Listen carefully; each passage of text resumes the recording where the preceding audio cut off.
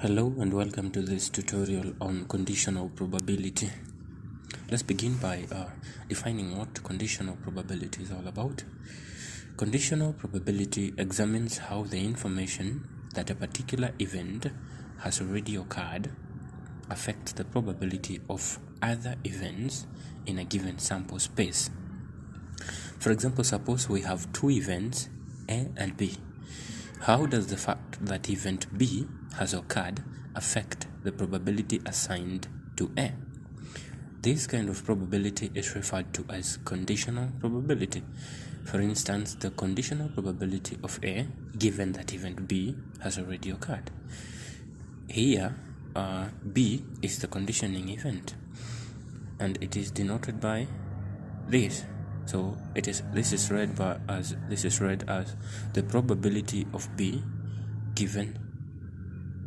It is read the probability of A given that B has already occurred. That is in essence conditional probability. Moving on, for any events A and B,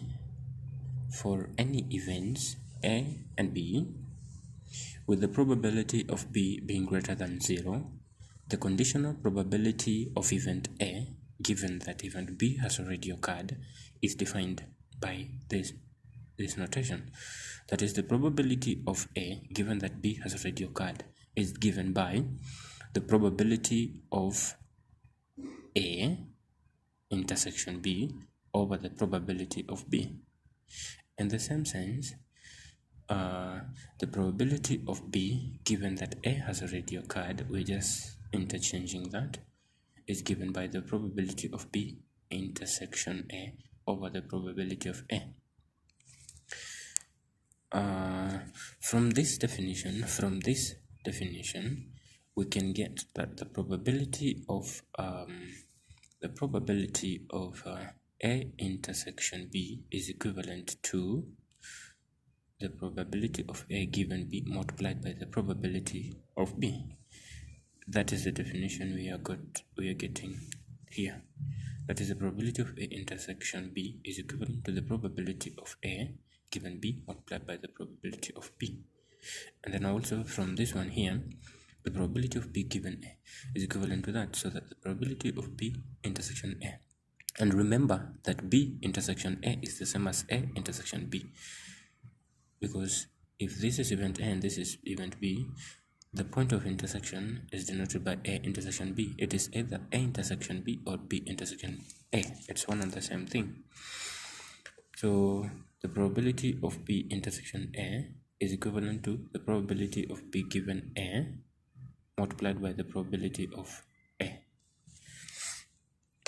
Conditional on is equivalent to dependent on. So the probability of B here, the probability of B is conditional on A, or rather the probability of B is dependent on A. Let's talk about the Bayes theorem. We're saying that in order for us to understand this theorem, we begin by supposing that we partition a sample space. Assume this is a sample space S. We partition it into 4 mutually exclusive events, and we name them A1, A2, A3, and A4. So the probability of the sample space is known to be equal to 1. The probability of a sample space is equal to 1. But the whole of this sample space is equivalent to A1 union A2 union A3 and union A4. So the probability of the sample space is equivalent to the probability of A plus the probability of A2 plus the probability of A3 plus the probability of A4. Now we go ahead and define a new event B as shown below. We have had the original events A1, A2, A3, and A4. We are defining a new event B. So this B is equivalent to A1 union B. It's this part. A2 no, this part is A1 intersection B. This part here is A2 intersection B. This part here is A3 intersection B. And then this part here is A4 intersection B. So B is equivalent to A1 intersection B union A2 intersection B union A3 intersection B, and so on. So the whole of this is the union of 4 mutually exclusive events. This leads to defining the probability that event B occurs as a new way of defining that. We have a situation where the probability of B now is given by, because we have B being equal to this one union this one union this one union this one. So the probability of B is equivalent to the probability of A1 intersection B plus the probability of A2 intersection B plus just going on like that, so that we have that the probability of B is equivalent to that probability of A1 intersection B plus probability of A2 intersection B, probability of A3 intersection B, and then plus the probability of A4 intersection B. Here A1, A2, A3 and A4 are the conditioning events, i.e. they have already occurred. A1, A2, A3, A4 had already occurred before we defined the new event B. So that the probability of B, given that A1 has already occurred, is equivalent to the probability of A1 intersection B, which is the same as B intersection A1 over the probability of A1.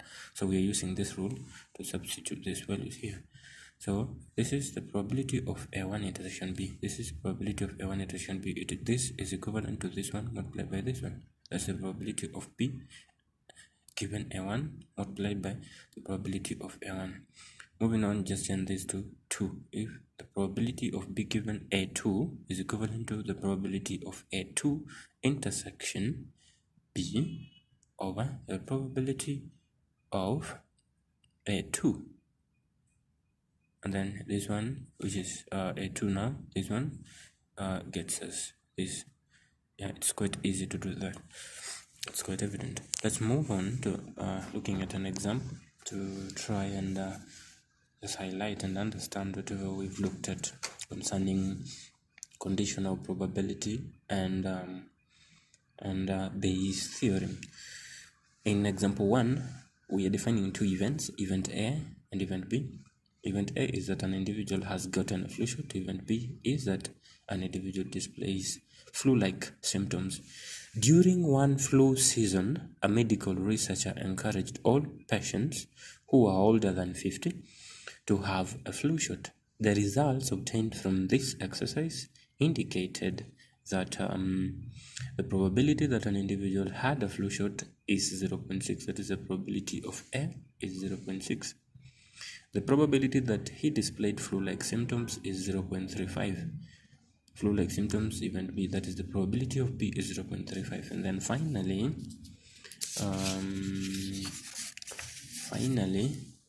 the probability that an individual displayed flu-like symptoms given that he had a flu shot is 0.26. That is conditional probability there. The question is, determine the probability that an individual displayed flu-like symptoms given that he did not have a flu shot. In the solution from the question, we have that the probability of A is 0.6, the probability of B is 0.35, the probability of B given A is 0.26. That is the probability of an individual displayed flu-like symptoms given that he had a flu shot. Is that so? The question is asking us to determine the probability that an individual displayed flu-like symptoms given that he did not have a flu shot. That is the probability of B given A complement. So A complement represents not having a flu shot, A represents having a flu shot. So we are looking for the probability of B given A complement. And then we go ahead and define it. The probability of B given A complement is given by the probability of B intersection A complement over the probability of A complement.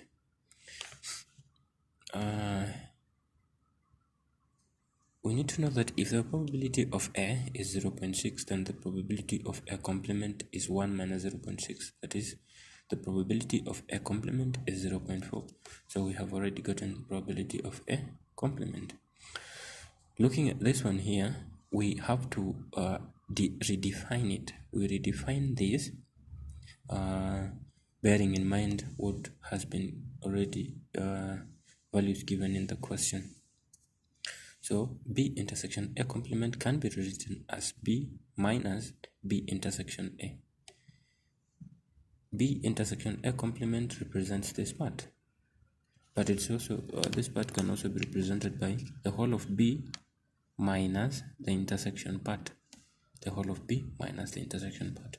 So we rewrite it. We rewrite the definition as the probability of B intersection A complement, which is this part, is equivalent to the probability of B minus probability of B minus the probability of B intersection A.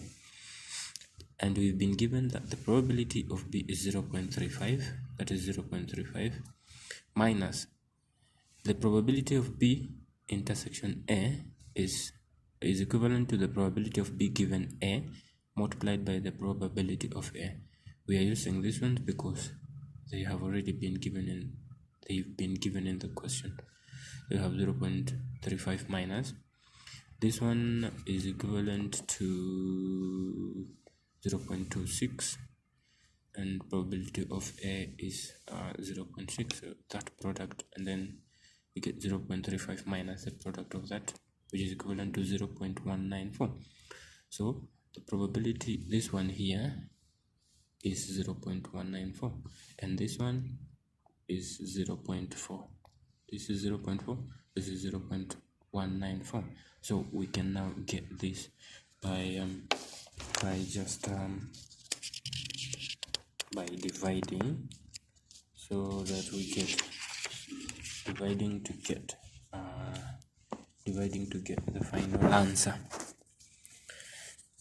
Therefore, the probability of B given A complement is equivalent to 0.194 over 0.4, which is 0.485.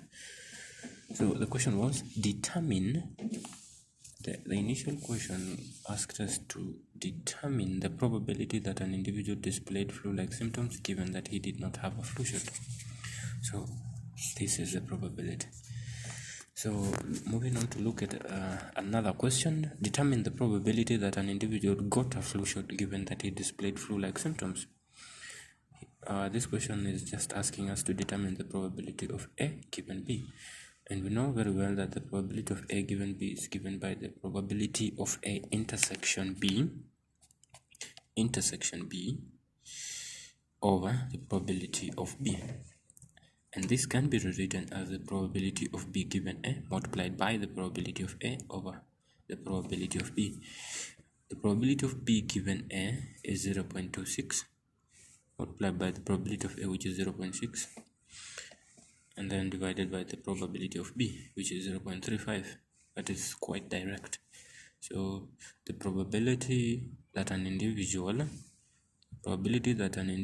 got a flu shot given that he displayed flu-like symptoms is 0.446. So that's the answer.